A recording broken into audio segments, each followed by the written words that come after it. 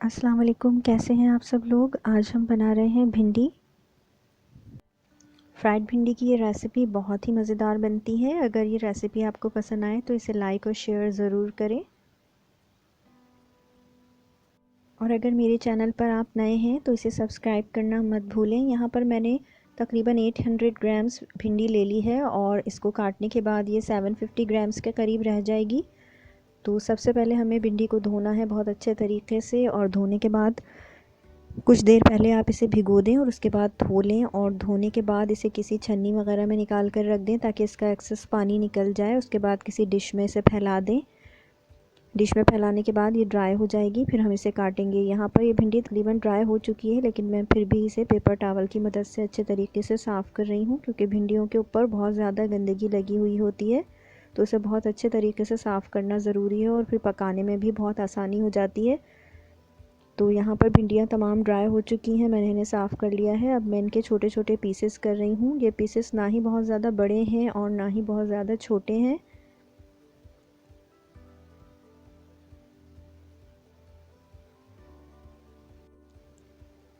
अब हमने तमाम भिंडी को काट लिया है, इस तरह से इसके पीसेस कर लिए हैं। और ये देखें, इसके बिल्कुल ना ही छोटे पीसेस हैं ना ही बहुत बड़े हैं। इस साइज़ के पीसेस आप भिंडी के कर लें। इसके बाद हम इसको फिर तैयार करेंगे। एक बड़ी सी कढ़ाई मैंने ले ली है और इसके अंदर तकरीबन 1/4 कप ऑयल ऐड किया है। टोटल इस रेसिपी में मैंने आधा कप ऑयल इस्तेमाल किया है, जिसमें से 1/4 कप ऑयल मैंने इस वक्त शामिल कर दिया है भिंडी को फ्राई करने के लिए, क्योंकि हम इस भिंडी को पहले फ्राई करके निकाल लेंगे अलग और उसके बाद इसका मसाला तैयार करेंगे। तो सबसे पहले मीडियम हीट के ऊपर मैं इन भिंडियों को फ्राई कर रही हूँ।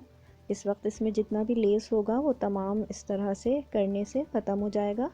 तो आप इनको पहले बहुत अच्छे तरीके से फ्राई कर लें। तकरीबन 5 मिनट लगे हैं मुझे इस भिंडी को फ्राई करने में, और इसके अंदर से जो लेस था वो काफ़ी हद तक ख़त्म हो गया है और बहुत ही अच्छी सी ये फ्राई हो गई हैं। इस स्टेप को आप किसी अलग पैन में भी करके रख सकते हैं। मैं अमूमन घर में किसी दूसरे पैन में भिंडियों को इस तरह से फ्राई करके रख लेती हूँ, लेकिन इस वक्त मैंने इस वीडियो में इसी पैन में इस तरह से इनको फ्राई कर लिया है, क्योंकि इनका लेस जो बर्तन हम इस्तेमाल करते हैं उस पर भी लग जाता है, तो थोड़ा सा पकाने में प्रॉब्लम होती है। तो आप कोशिश करें कि किसी और पैन में इनको इस तरह से फ्राई कर लें। अब उसी पैन के अंदर मैंने भिंडियाँ अलग रख दी हैं और उसी पैन के अंदर 1/4 कप ऑयल दोबारा से मैं ले रही हूँ, क्योंकि इसमें हम अब मसाला तैयार करेंगे। भिंडियों को आप अलग रख दें एक तरफ। इस मसाले के लिए सबसे पहले मैंने एक मीडियम साइज़ की प्याज को बहुत ही बारीक बारीक स्लाइस कर लिया है। बहुत ही अच्छा सा हमें स्लाइस करना है। मोटी प्याज जो है वो इस रेसिपी में इस्तेमाल नहीं होगी, तो बहुत ही बारीक बारीक सी प्याज आप स्लाइस करके रख लें। और तेल गर्म हो जाए तो उसमें ये प्याज हम ऐड कर देंगे। अब हम इस प्याज को फ्राई करेंगे और इसे हमें गोल्डन ब्राउन नहीं करना है, बस हमें इसको इतना पकाना है कि इसके किनारे गोल्डन होने लगे, क्योंकि ये ऑलरेडी बहुत ही बारीक है। तो जब इसके किनारे गोल्डन होने लगेंगे तो हम दूसरे रेसिपी के जो इंग्रेडिएंट्स हैं वो इसमें शामिल कर देंगे।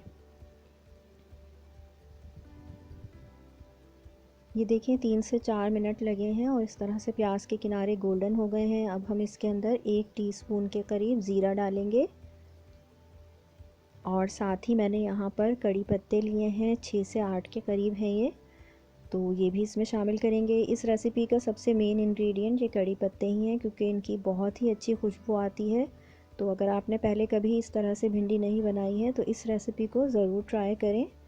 और कड़ी पत्ते ये मेरे पास फ्रोज़न थे। अमूमन कड़ी पत्ते जब ख़राब होने लगते हैं या ख़राब होने से पहले मैं इनको फ्रीज़र में रख देती हूँ, तो इस तरह से ये सेव हो जाते हैं। तो मैंने फ्रीज़र से निकाल के इनको वॉश कर लिया था।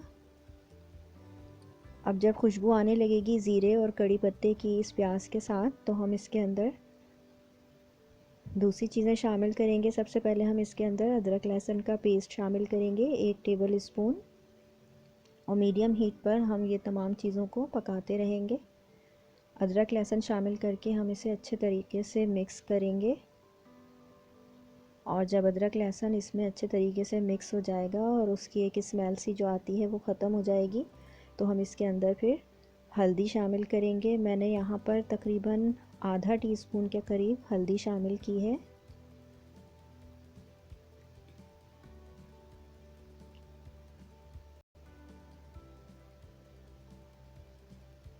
ये मैंने हल्दी शामिल कर दी है आधा टीस्पून। हल्दी के साथ ही हम इसके अंदर रेड चिली पाउडर शामिल करेंगे। 1 टीस्पून के करीब मैं यहाँ पर रेड चिली पाउडर शामिल कर रही हूँ, जो कि नॉर्मली हम शामिल करते हैं। साथ ही कश्मीरी रेड चिली भी मैंने आधा टीस्पून के करीब शामिल कर दी है। 1 टीस्पून ज़ीरा पाउडर शामिल किया है और 1 टेबल स्पून के करीब धनिया पाउडर शामिल करके इनको बहुत अच्छे तरीके से मिक्स कर लिया है। साथ ही मैं इसमें टमाटर शामिल कर रही हूँ। इस रेसिपी में हमने बहुत ज़्यादा टमाटर इस्तेमाल किए हैं, तकरीबन 4 मीडियम साइज़ के टमाटर स्लाइस करके शामिल किए हैं। और शामिल करने के बाद मैंने इसको ढक कर तकरीबन आधे घंटे तक पकाया है हल्की आंच पर। तो ये बहुत ही अच्छे तरीके से सॉफ़्ट हो गए हैं और मसाला बन गया है बहुत ही अच्छा सा। इस तरह मसाला तैयार होने के बाद इसमें हम जो भिंडी हमने फ्राई करके रखी थी वो शामिल कर देंगे और मीडियम हीट पर ही इसको कुक करेंगे। भिंडी को तमाम टमाटरों के मसाले के साथ हम अच्छे तरीके से मिक्स कर लेंगे।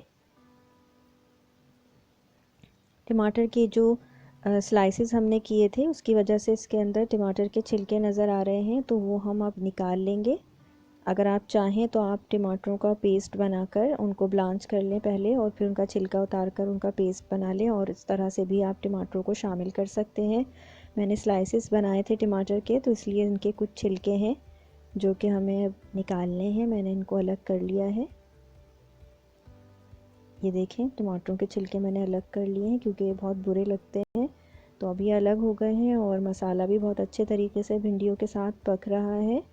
तो यहाँ पर हम बिल्कुल आखिर में नमक शामिल करेंगे। नमक आपने देखा था कि मैंने पहले शामिल नहीं किया था, तो अब मैं भिंडियों में नमक शामिल कर रही हूँ। और जब हम भिंडी शामिल कर देंगे एक मर्तबा इस मसाले में, तो फिर हम सबसे आखिर में नमक शामिल करेंगे और भिंडियों को ढककर बिल्कुल भी नहीं पकाएंगे। अगर आप चाहें, आप किचन में मौजूद ना हो, तो हल्का सा कवर कर दें आधा भिंडियों को। लेकिन अगर आप किचन में वहाँ मौजूद हों तो फिर आप इसे बग़ैर ढके ही पकाएं इस तरह से। और तकरीबन 10 से 15 मिनट लगेंगे इस मसाले के साथ भिंडियों को भूनने के लिए, और बहुत ही मज़ेदार सी ये भिंडियाँ तैयार हो जाएंगी। जब तेल इसमें से सेपरेट हो जाएगा और भिंडियाँ सॉफ़्ट हो जाएंगी तो इसका मतलब है ये तैयार हो गई हैं और हमने इसे बिल्कुल भी ढक कर पकाया नहीं है। तो ये बहुत ही मज़ेदार सी भिंडियाँ तैयार हुई हैं। देखें, ये तेल इसका सेपरेट हो गया है चारों तरफ से